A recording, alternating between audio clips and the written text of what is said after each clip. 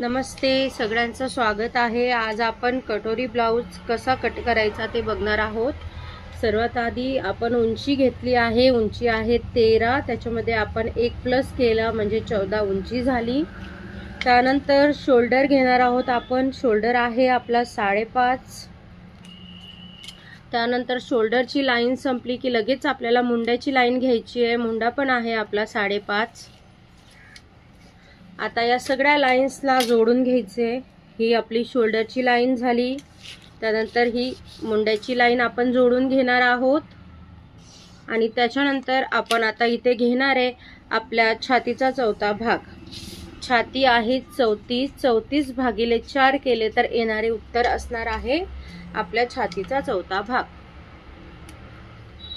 तर 8.5 आपल्याला घ्यायचा आहे छातीचा चौथा भाग आणि पुढे आपण घेणार आहोत 1.5 इंच मार्जिन।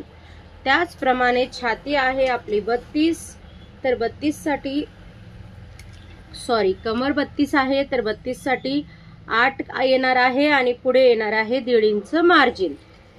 आता आपण छातीचा चौथा भाग आणि कमरेचा चौथा भाग जोडून घेणार आहोत। 1/2 इंच आपण टक्स साठी घेतलाय ते सोडून परत पुढे घेतलेल्या मार्जिनला मार्जिन आपण जोडून घेणार आहोत। हा झाला आपला सिंपल फार्मा तयार। आता आपण गळा आखून घेऊयात। गळा रुंदी आहे आपली 2.5 आणि गळा आहे 10। तर गळा नेहमी असा तिरका घ्यायचा। गळा रुंदीपासून 10 पर्यंत आपण गळा घेणार आहोत आणि खाली पण 2.5 इंच माप घ्यायचे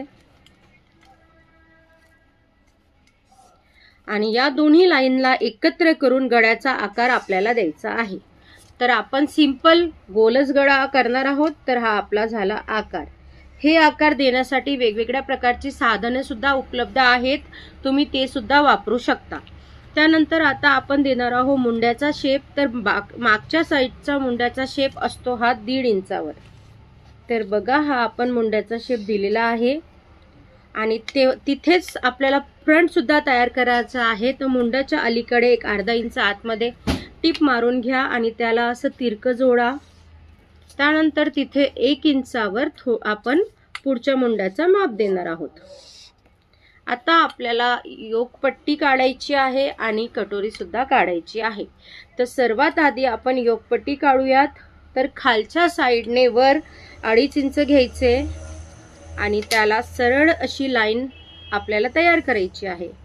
त्यानंतर पुढे 1 इंच घेऊन आणि बाजूला 4 इंच घेऊन आपल्याला योकपट्टीचा शेप द्यायचा आहे।